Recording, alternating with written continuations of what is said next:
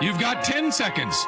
The countdown going on right now. I'm sorry, I'm not doing it the wrong way. This is PlayXPCast, the world's #1 sports media podcast. Wait, what? Nobody's fact-checking it. Just keep going. Here we go. Who the hell is Happy Gilmore? Got all that on camera, right, John? Sure, I did. All right, because the red light was not on. The podcast about play-by-play broadcasters for play-by-play broadcasters, hosted by a play-by-play broadcaster. Oh, you can stick me in some kind of Italian boat because that one is gondola. Now, from New York, really? All the big ones are from New York. Your host, Joe Godet. It's still Joel. Yeah, he will not be able to see very well, Cotton. Here we go. We'll talk a lot about the kick six, how Rod broadcast that, how he handled it, what he thought going into it, and how that entire play unfolded. But we'll get into much more with Rod Bramblett this week, who is the voice of the Auburn Tigers, who lives for the Auburn Tigers, and whose passion for the Auburn Tigers flows through every broadcast he does. Rod Bramblett joins us this week on PxPCast.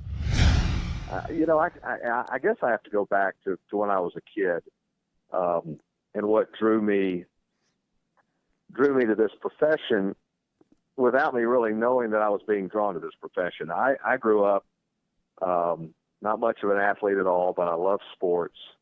I was a skinny little kid, and never much of an athlete at all. I played sports, but I didn't play them very well. But I'm in the same club, so it's. So I love sports. I was borderline nerd, geek, whatever you want to call it, back in the '80s. But my grandfather and I would sit and we'd listen to the Atlanta Braves radio broadcast almost every day in the summer, and we listened to Pete Van Wieren and Skip Carey and Ernie Johnson and those guys, and I always thought, boy, that would be what a cool job. They get to go to these games. They get to watch these guys play. And I grew up a big Georgia fan, so I grew up listening to Larry Munson doing play-by-play. And again, I just, the way they're able to capture the moment and paint the picture, or however you want to say it. Looking back after the fact, I think then. I probably knew subconsciously that this was what I wanted to do, and I got into radio my sophomore year in college as just a DJ on the weekends, and a couple of years after that, I kept bugging them, and finally they said, "Okay, we'll let you do some play-by-play. We got a high school, local private school that we don't even do the games live," and it was on tape delay, and it was, I said, I'll do it. I'll do it. I just want to try it. I just want to see if I'm any good at it. And I wasn't any good at it at all, but I loved it. I just love being around the student athletes. I love being around the coaches. And here at Auburn, it's one of those rare places where radio is still really important. The play-by-play team is still very, very important. People identify with their, announcers, the play-by-play guy, the color, and the whole crew.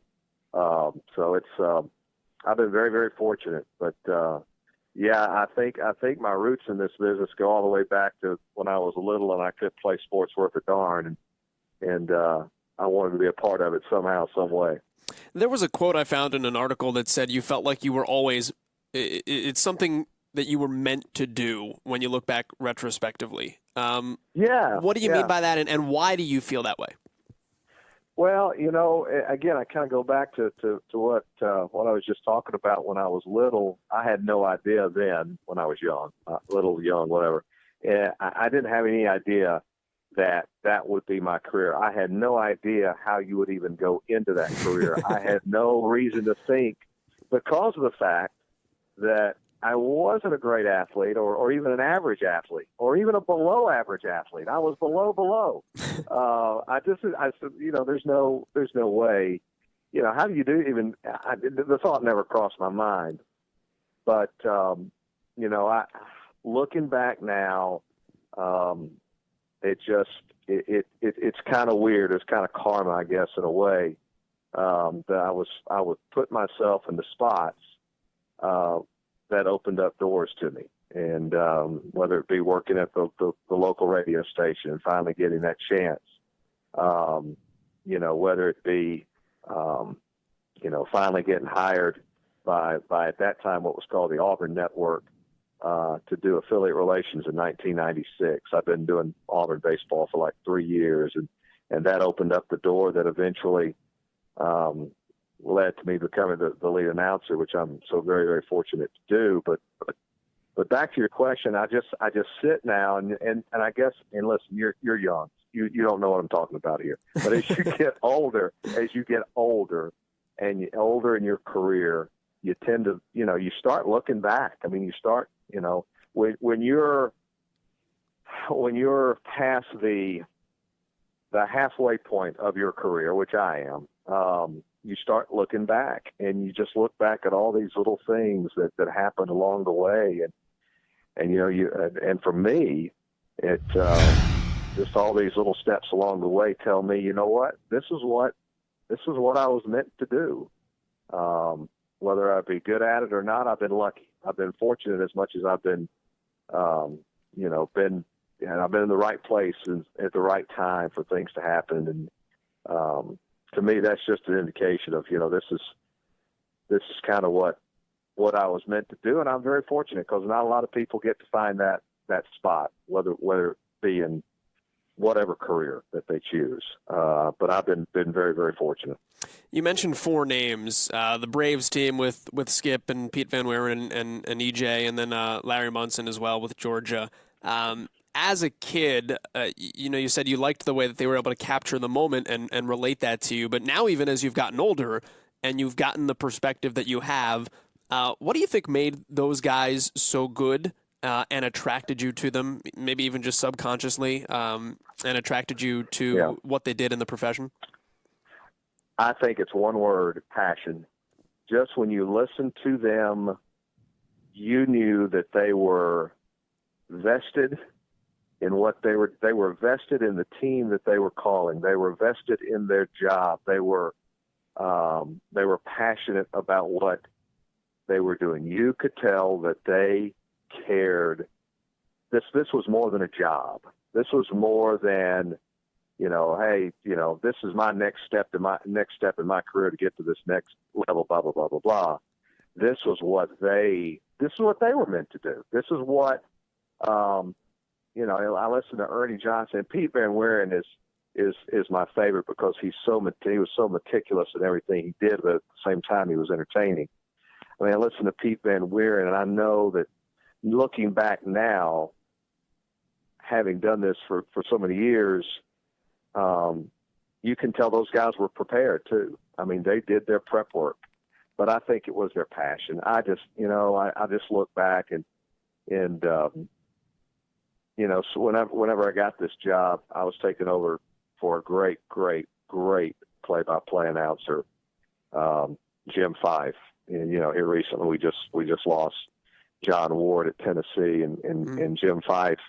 As you and I sit here and talk today, it was 15 years and a month to the day, I think, when he passed away. And as you and I sit here and talk today, it's the day in which 15 years ago they announced that I was taking over for him.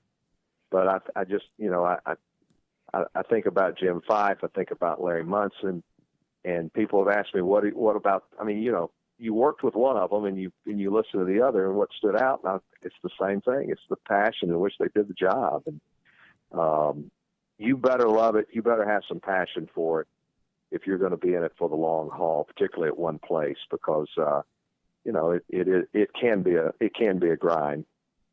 So, 2-pronged question. And number one, I know you have a diploma from Auburn, so obviously part of it is going to come from there. Sure. But where does your passion lie for the team that you cover? And when they win, how do you feel when you go home? And when they lose, how do you feel when you go home? That's the fine line. I think, and I'm not saying it's just me. There are a lot of guys out there who have to walk the line in their play-by-play jobs between professional and fan. People who listen to our broadcast have no interest in listening to a guy or a group of guys that are middle of the road. No interest in that. They can go to ESPN or Fox or wherever and get middle of the road. So it is a fine line between that and being a fan. I probably have a little more fan in me than most, but I think obviously part of it is I'm calling games for my alma mater, which is very, very special. I mean, there are not many guys out there that could say that. But two, I think it's, when you're around a football team or a basketball team or a baseball team like I am on a regular basis, and a lot of guys are, you get to know the coaches, you get to know the players, you know how much work they put into it to be successful both on and off the field or the court.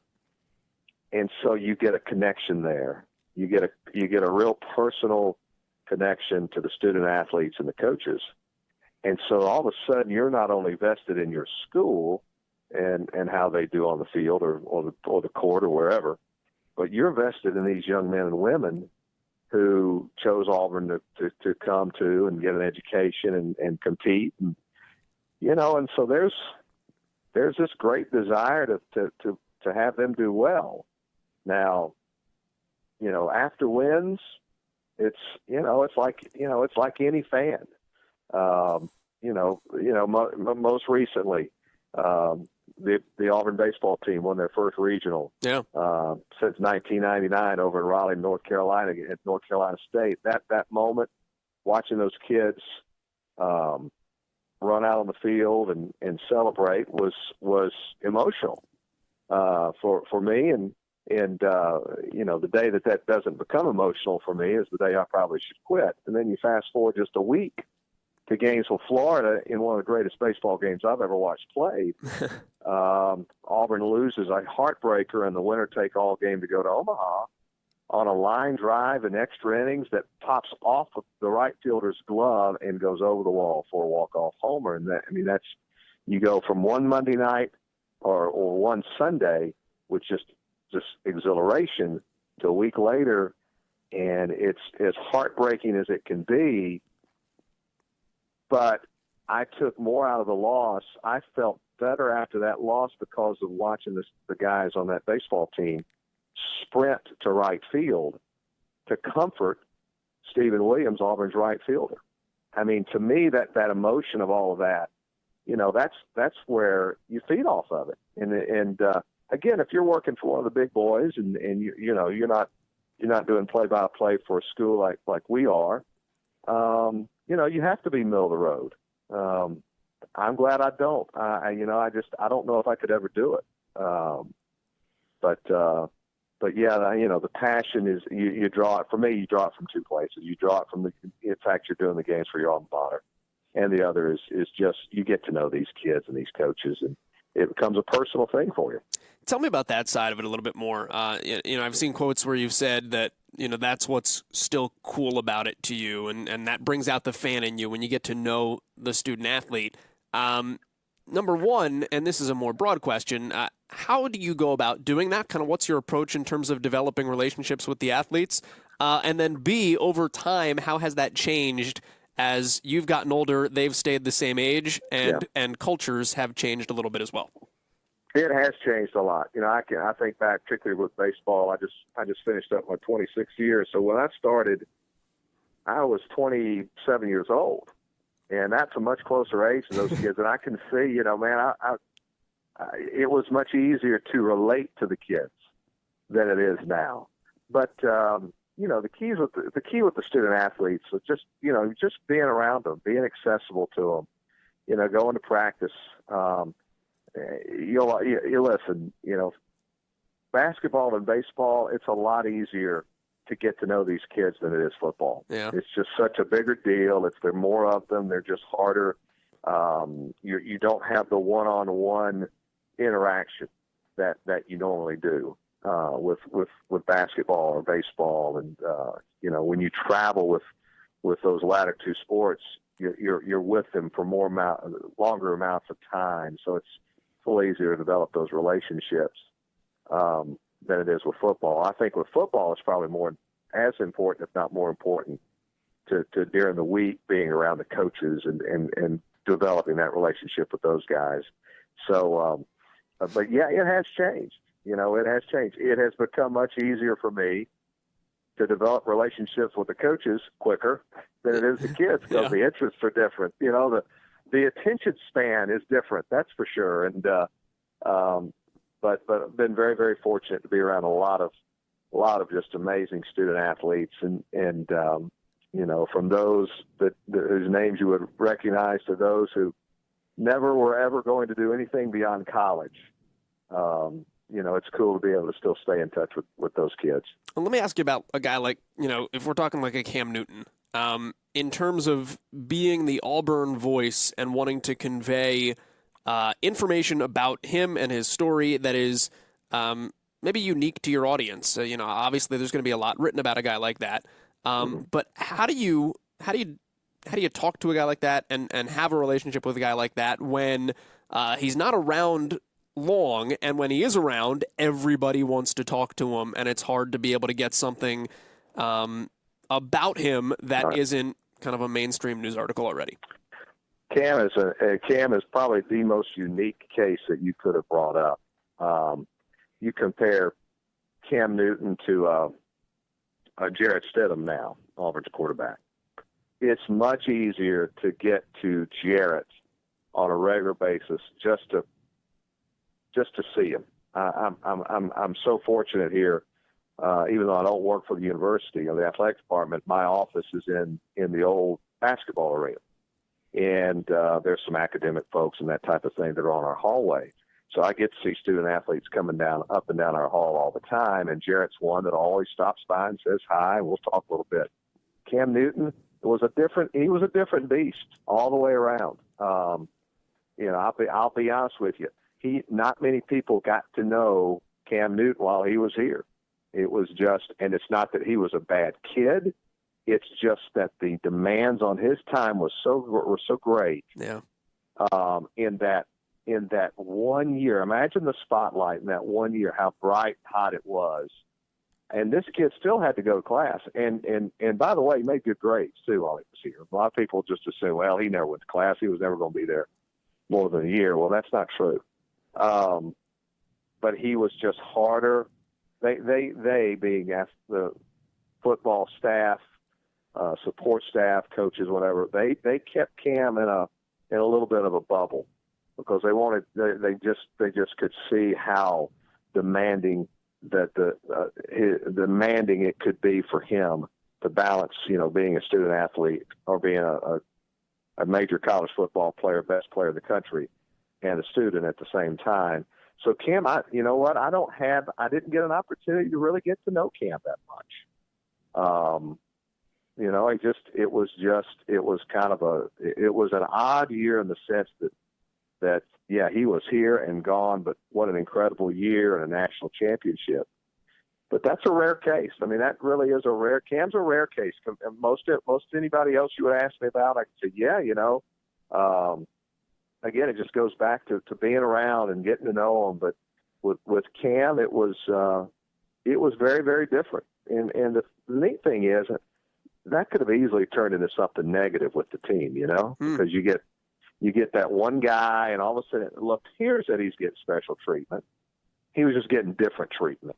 He wasn't getting better treatment. He was just getting different treatment than the normal student athlete. But it didn't. That was a group of kids on that 2010 team that were made up, I think, of 30 seniors, the biggest senior class ever for an Auburn football team. And the fact that they were such an older, mature team, I think, helped kind of get past anything that would have been distracting or negative about the way they had to handle Cam because of all the attention that was surrounding him. What was broadcasting a national championship like in 2010? Well, you don't have time, and you know how it is during the season. You're holding on for dear life. You don't have a lot of time to sit and appreciate what's going on until after the season. But you could see that Auburn was headed towards something pretty special as you got to the last last month of the year and had something special with Cam and all of that. But, it was one of those deals where you didn't, for Auburn, it was the first time since 1957 that they had won one. And, that week in Arizona was kind of surreal, to be honest. Your normal routine is you go to do a game away from home. You go the day before, you get up, you go to the stadium, you call the game. This was completely different. We were out there for 7-8 days, I think, leading up to it. And there was a little something every day that you had to attend or talk to an Auburn group somewhere. And it was very, very different. The game itself, I'm a little nervous before every game that I do. It's to this day, I still get a few butterflies. I had a ton of butterflies before my first game after Jim Five passed away. It was, that one, I was surprised I was able to talk.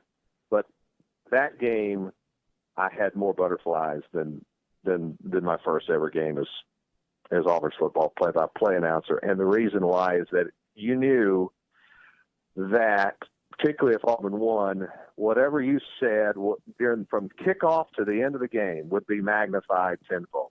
Every big play, good or bad.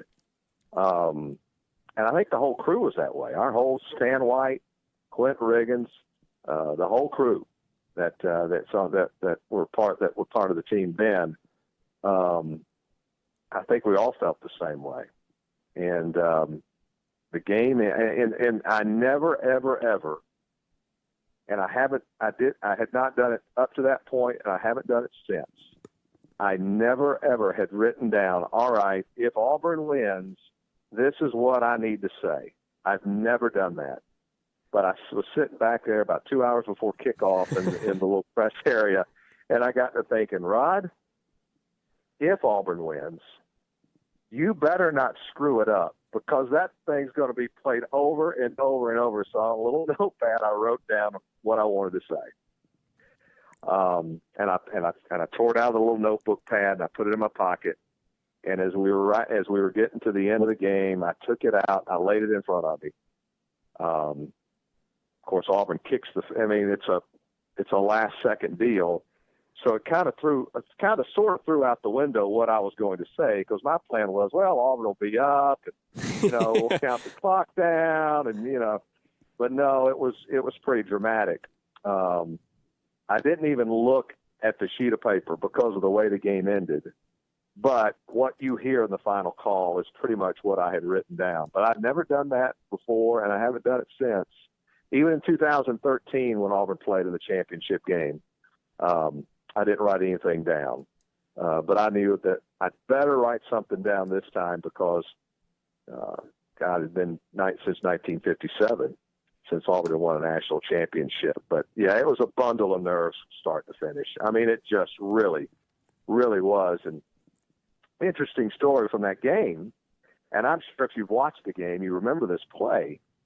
The best, and I rarely toot my own horn, but my best call in that game is one that you will never hear replayed, because it got overturned. It was the long Michael Dyer run for a touchdown with about a minute and a half, 2 minutes to go in the game. And they called it a touchdown, and they came back to review it, and they overturned it, said his knee was down. Well, I guess it was about a minute to go in the game, actually, because it was down there when they kicked the field goal. But I turned to Stan White on the radio, and I was like, man, oh, man, I hope they don't overturn this call, because that was a really good call. And they overturn it. So you'll never hear that call anywhere. But that would have been a touchdown that would have sealed the victory, but it got overturned. We had Wes Durham on the pod a couple of weeks ago, and I asked him this question about doing the Super Bowl. From a preparation standpoint, when you're doing a game of that magnitude, I mean, you're there for 7 days, and there's so much going on, and you're at all these events where you're learning and talking and seeing and doing, and there's obviously tons of media. Like, it's almost too much birthday, and you're nervous enough as it is. How do you get yourself, or how did you get yourself in the right mindset to just call the game and tune out enough noise so that you're not overloaded and you're buried under your own prep, but that you've Right. done enough prep so that you are actually prepared? I think the whole thing, from a preparation standpoint, I'll start there. From a preparation standpoint, you must keep your routine. It's just like a team getting ready for a game. You can't, just because you're playing for a national championship, you need to do this on Monday because you've always done it on Monday. You need to do this on Tuesday just because you always do it this way on Tuesday and leading up to a game. It's the same thing that would be my advice to a play-by-play guy, no matter what the magnitude of the game is. That week it was a little more difficult because the schedule was a little wackier. But I tried to each day do what I normally would do, 2 days out, 3 days out. And that's the key. Now, when you get to game day for something like that, it is, even though you're nervous, and listen, I'm not going to lie to you. It's not your typical game. It's not even the Iron Bowl. It's not, an SEC championship game. It's different. So you're more nervous than you probably normally would be.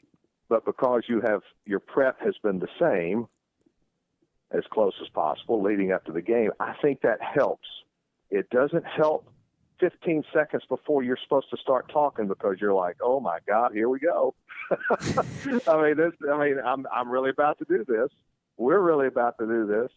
But I think that first, I'll tell you when I remember the nerves settling down a little bit in that game was, I can't remember. I can't remember if it was a big defensive play or a big offensive play that Auburn made. I wish I could tell you. But it was that first big positive moment in the game that you kind of got, okay, this is all right. This is just like any other game in the sense of how you're going to call this thing. But I think it all goes back to routine. And that's what I tell, kids in communications classes here that want to get into this business, whether it be radio or TV. I was like, it goes back to your question about passion. I tell them there are 2 P's that they have to be concerned about. If you can handle these 2 P's, you'll be successful. And that's passion and preparation. The preparation you can control 110%. And you rather over-prepare than under-prepare. And I think the fact that if you're able to develop a routine in your preparation, that gets you ready to handle whether it be a national championship game or a Super Bowl broadcast. It just, the routine part of the preparation helps you the most, I think. All right, we'll get you back to Rod Bramblett here in just a second because we are about to talk about the Kick Six. But before we do that, I want to take a quick second to tell you about Audible.com. Listen, we all listen to audio. We're all in audio. You're listening to a podcast right now. And when I drive in the car for really long distances and I get through podcasts or I listen to a couple of podcasts and I need to change something up, I'll be honest, sometimes I'm just looking for a good audiobook, something that's going to really carry me over the course of a longer period of time. And I've actually found audiobooks as podcasts before. I've listened to some Agatha Christie, like book on tape podcast type things in the past, but this is far better than that. It's Audible.com. They have over 180,000 titles for you to choose from for your iPhone, your Android, your Kindle, or your MP3 player. And for listeners of PxPCast, Audible is offering a free audiobook download with a free 30-day trial to give you the opportunity to check out their service. So a free 30-day trial and a free audiobook for you to keep if you check out Audible.com. Listen, we talk on this podcast all the time about how do you get a better vocabulary, how do you get more well-read, how do you have a more worldly view on things. Well, look, you read books, read magazines, read things. If you don't have time to read, have somebody read to you. And that is what Audible.com is all about.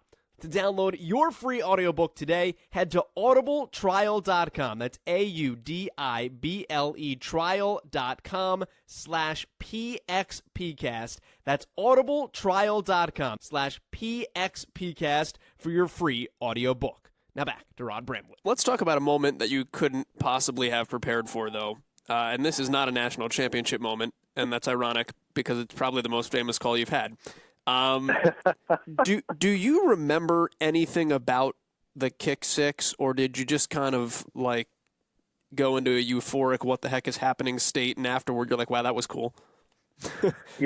It's interesting because I'll go back 2 weeks to the Ricardo catch against Georgia, which, by the way, is one of my least. People ask me, what are your favorite calls? Boy, that game against Georgia's got to be one of your favorites. I was like, it's one of my least favorites. They're like, what are you talking about? I'm like, because it caught me completely off guard. And I'm sure that's part of the charm of the call. I don't know, but I just didn't like the call itself. So I spent the next 2 weeks after that game answering the question when was on the various shows, because then there wasn't a game between Georgia and Alabama. It was an open date. So it was 2 weeks of just build up to the Iron Bowl. And I bet you I answered this question a million times.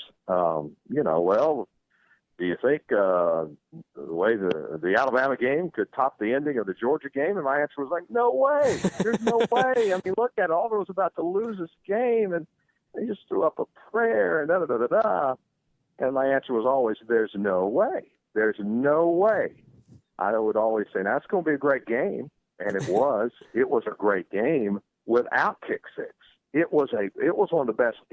To me, and this would, around these parts, would tick off a lot of the old-timers, it was the best Iron Bowl ever played without kick six, because it was headed to overtime. That's never happened. All that was on the line that night nationally. But the call itself, I think because of what happened against Georgia, I was a little more prepared. Now, did I remember what I said? Absolutely not. No idea.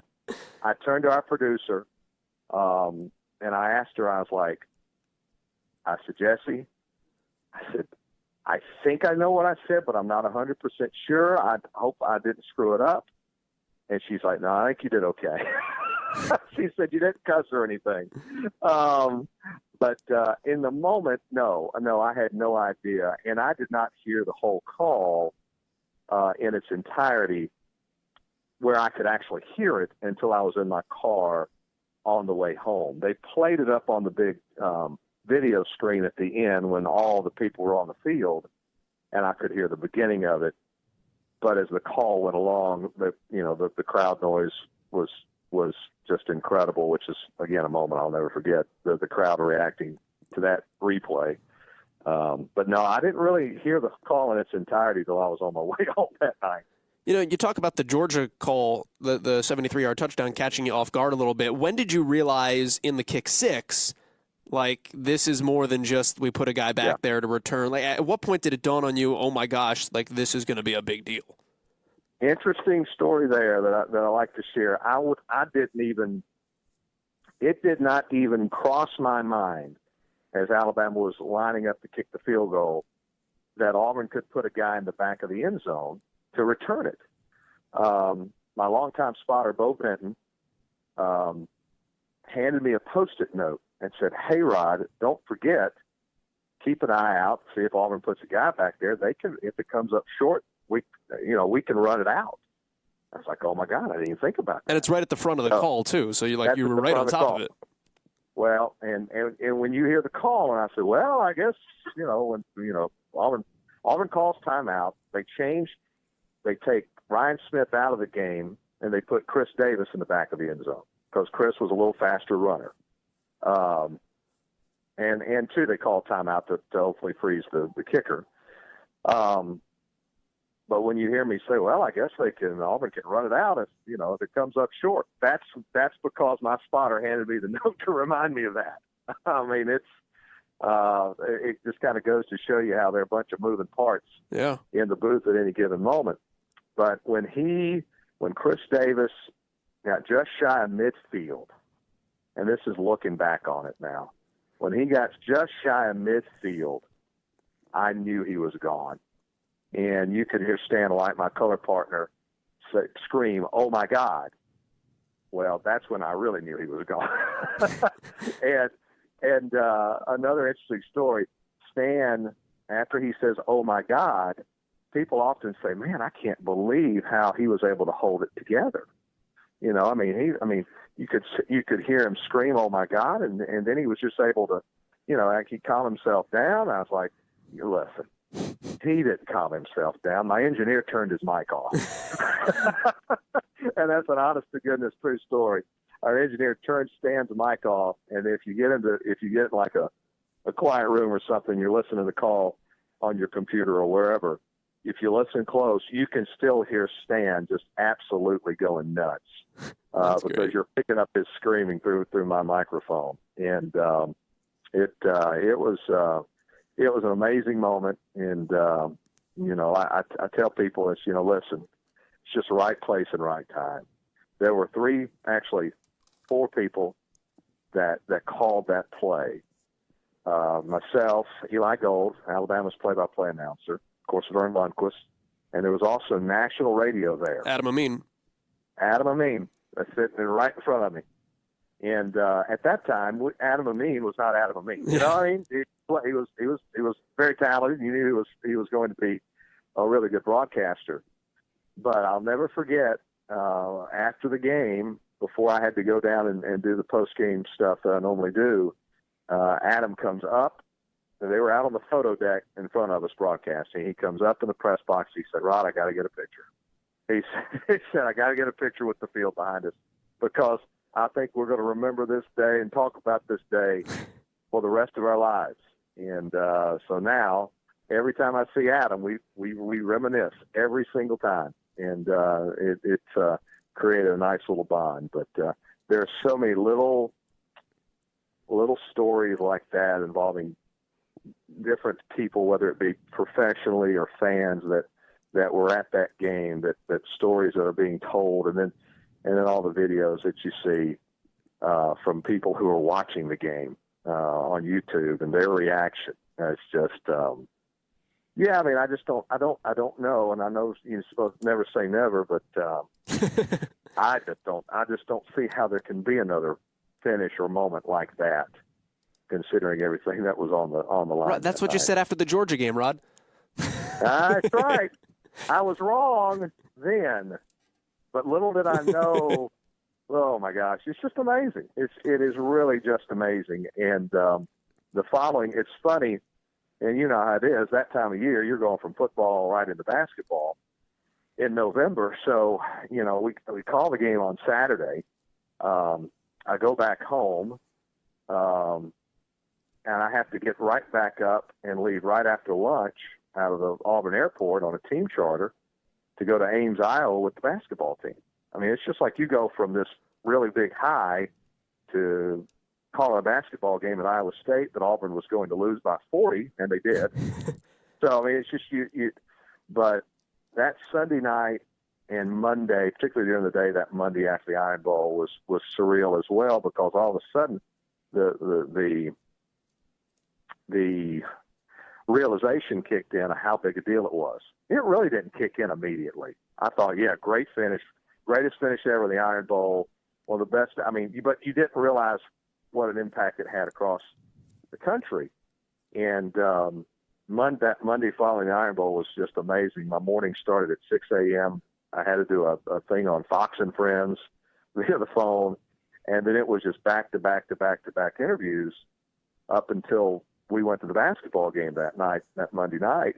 And it was the only time in my career before and since that I wish I really had some sort of administrative assistant to schedule all this stuff. But it's something that I'll never forget, and certainly I'd be lying to you. It's career changing, and it's just I'm so honored to have been a part of it, and honored that hopefully I didn't screw it up too bad, and honored that it means so much now to the Auburn fan base, because it's still, gosh, 5 years later when I go to Auburn clubs, they want to talk about that again. Tell us again about that moment. And, it'll never get old. Let me take you, if I can, from the incredibly high of a play like that to just the mundane. What's a good call to you on a first down? Like, what's good football or basketball or baseball for that matter, however you want to spin it, on the radio? As long as somebody listening can picture in their mind, and listen, I'm not one of these guys like a Jim Fife or John Ward or Jack Crystal. I mean, those guys, they could paint a picture at a different level because they grew up in a time where radio was the main medium for people to follow these games. I grew up in a time where TV was more prevalent. So, I mean, the picture painting part of it, I'm not even trying to compare myself to that. But I think when I'm listening to a game and I'm just listening to a game, I want to be able to picture. I want to be able to picture the play. So you better tell me who's got the ball, which direction they're running, how many yards quickly. I mean, you don't call the play. He's down. That's a first down. I want to know right then. He picks up 7 yards and a first down over right tackle. And then I want to know the time. And then, you know what? If I hadn't heard the score in a while, I want to know the score pretty quick. And I say that like I'm able to do that every single time, but I'm not. You're not perfect. But I think that's the key. If I'm sitting there listening, I know that Auburn is running from right to left on the football field, that Kerryon Johnson just got the handoff. He ran over the right side, broke a tackle, picks up 6 yards and a first down. It's 1st and 10 at the whatever. 12-2 to go, Auburn leads 7-0. I mean, it's not rocket science. It really isn't. But, as a broadcaster, and I'm challenged with it today. You talk about the mundane, the routine, or even the bad.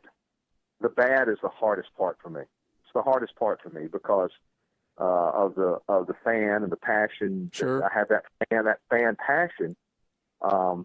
You can be the big time homer and go nuts when something great's happening, but the fans want to know that you're hurting like they are, but you can't go into fan negativity either.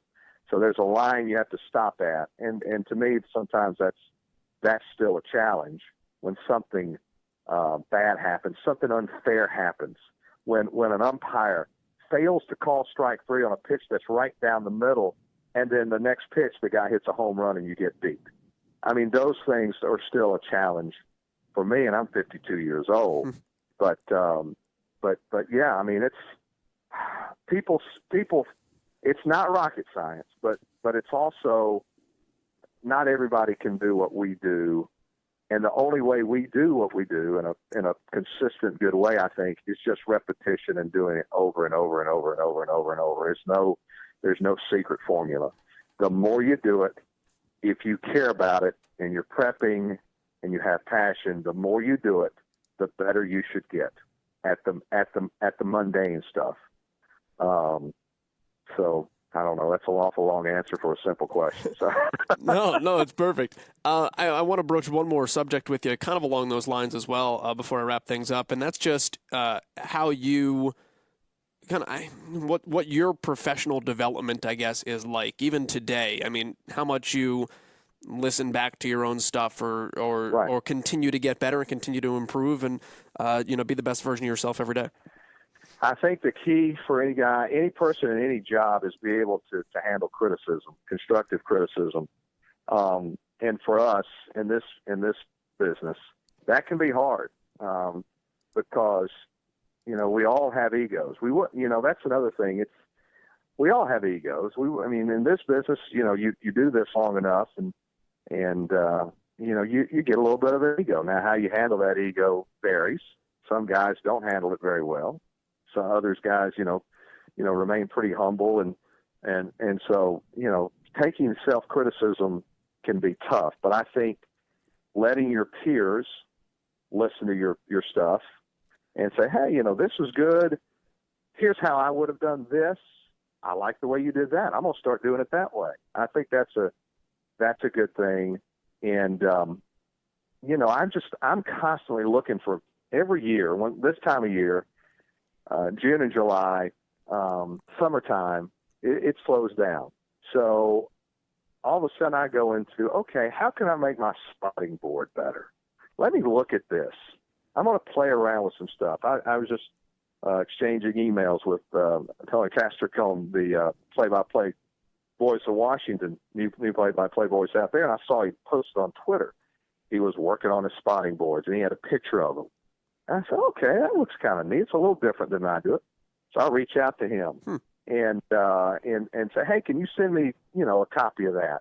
Well, I've looked at it, and you know what? I've compared it to what I've done. It's like, no, I still like my that. But I mean, I do. It's never ending. Every baseball season, I was like, okay, I make my own scorebook and I print them out myself, and I say, okay, how can I make this better? How can I make this easier for me? The older I get, the bigger the print is. That's for sure, because my eyesight gets worse and worse. But I mean, it's just that never-ending, desire or need to try and improve what you do or how you do it.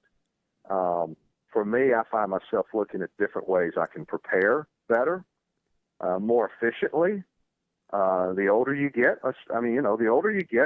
when you're young and enthusiastic and really, really passionate about it, and you'd work on it 24 hours a day. The older you get, you're looking for ways to still prep effectively, but more efficiently too. I just think that again, a long answer for a simple question, but to shorten it up, I just think you have to keep an open mind and realize, you know what? I don't care. I may have been doing baseball at Auburn for 26 years and football and basketball for 15 and play-by-play in general for 30. But you know what? I don't know everything. I don't even know half of everything. I don't even know a third of everything about being a good broadcaster and play-by-play guy. And so you just need to keep that open mind and listen, this is not an original sport or original business. Everybody copies everybody. You hear some, that's why I love satellite radio. I love listening to guys call baseball games and for the different major league teams and go, yeah. Wow, I've never thought about describing it that way. I'm going to use that. So I think we all can feed off of one another and learn from one another and to use an old, I can't remember who said this. Was it Hillary Clinton? Takes a village. It takes a village. I don't know. And, she might have said it. Yeah, I don't know. I don't know what. I can't remember who said that. But anyway, I think as a group, we're play-by-play guys are part of a really cool fraternity, and we get to do a lot. We get to do what a lot of people wish they could do, and it's our responsibility. I think it's our responsibility to keep getting better and keep offering a product to our fan base, whatever that fan base may be, offer our fan base a better product every time we go out. Not always successful in doing that, but you got to keep trying. Rod, if people want to track you down on social media or catch the Auburn Tigers, how do they go about finding you? Well, social media is an interesting beast, isn't it? I tell you, it's again, it's something I didn't have to deal with when I first started, but I haven't gotten into the Instagram stuff yet. I have an Instagram account. I think it's the same as my Twitter account, but on Twitter it's Voice of AU Tigers. I've been told I better start doing Instagram because it's fall, so you may see me a little bit more on Instagram. So anyway, that's how you can follow me. And that will do it from St. Louis, where the score is inconclusive.